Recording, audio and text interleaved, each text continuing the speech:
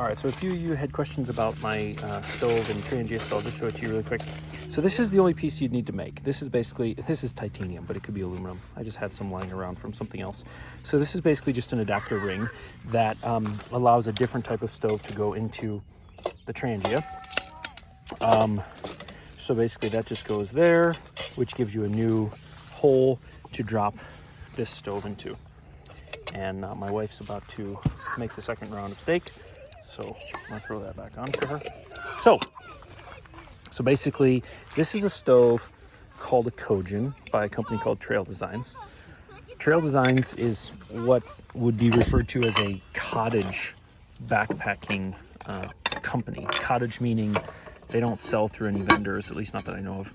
They just sell directly from their website, and that keeps costs low and things like that. So basically, this is my backpacking stove setup. So what Trail Designs makes, this is fun with one hand, is this thing. So they have several versions of this, but this is basically a titanium. It's probably painful to watch, I'm sorry guys. This is basically a titanium, I guess if I can do it with one hand, that shows how user-friendly it is. This is a titanium pot holder and windscreen. It's made for backpacking, so it weighs, I have the weights, but I don't have them in front of me right now. This is like half an ounce or something like that. And then the Kojin goes down in the middle, you light it. And then each of these is custom made for a specific pot. So when you go to his website, you have to tell him which pot you have, in this case a titanium or a Evernew titanium 0.9, and then it's made precisely to hold just the pot. And so it functions as a windscreen as well as a pot holder. So he recently, Rand and his other two mechanical engineering partners recently came up with this new stove design. I don't know how recent, one second. And I think he sells these stoves for like $8. And normally when you buy one of these, it comes with it, whether you want it or not. And it's basically an alcohol burning stove. So it burns denatured alcohol or this stuff. What's really special about it and unique is this material. So I'll just take it out. So I mean, it's just a little tin cup. I mean, it weighs almost nothing. And you could just fill this with alcohol and burn it. The problem with that is you basically cannot blow it out when you're done. You can snuff it with the lid, but you can't blow it out. The other problem is for backpackers is there's not normally a good way to dump this back into your alcohol container. So you end up stuck estimating how much alcohol you'll need for each meal, something like 20 milliliters. And what alcohol stove users have done in the past is they will dose out the estimated correct amount of alcohol, and then that way, as soon as it burns up, their meal's ready. The problem is you can't always estimate based on wind and temperature and things like that, and so you end up having too much and then it burns off, which is wasted fuel and weight, or too little and you have to refill.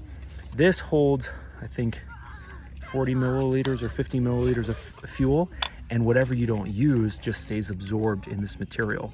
I don't know what this material is. I saw in an interview with him that it's like a trade secret. He doesn't want to share it. But I have plans to buy a couple Kojins and use this to make a new stove for that, which fits perfectly out of some other type of container. So anyway, you can see I've rotated mine once or twice because the top tends to get charred. But yeah, what's really great about this is you basically just pour. I learned that you need only a small little hole in the top of these things, then you can control it. So you basically pour until it glosses over if you're gonna light it right away. And if you're not gonna light it right away, then you end up losing a little bit if you do it till it's glossy. But basically it starts to pool. You can probably see that now. Yeah, and then you light it, and that's it. And then very easily it blows out. You can also snuff it, but very easily it blows out. Whereas without this cotton-like material, it's really, really, really hard to blow out. So that's the advantage. It absorbs what you didn't use and you don't lose the fuel, and it's really easy to blow out.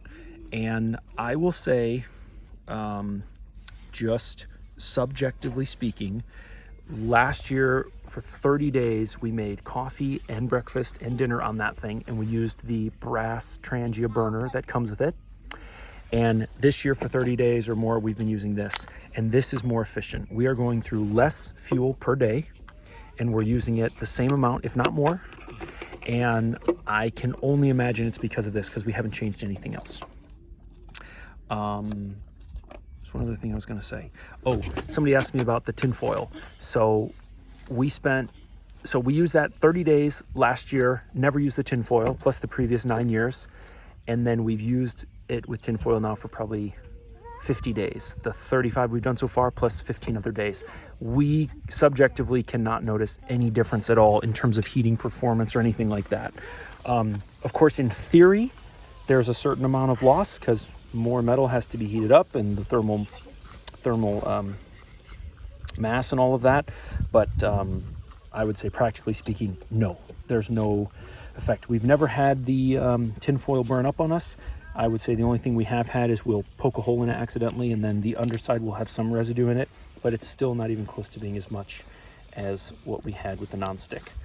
We do still use the nonstick like for pancakes, so it's not like the performance of the nonstick is better than that of the tinfoil, but the tinfoil just makes cleanup super easy. And when you're in a cold place like Tetons or Smokies in the winter, cleanup is almost impossible because the bathrooms only have cold water and it congeals and it's an absolute nightmare to clean up. So I hope that answers your question about the tinfoil.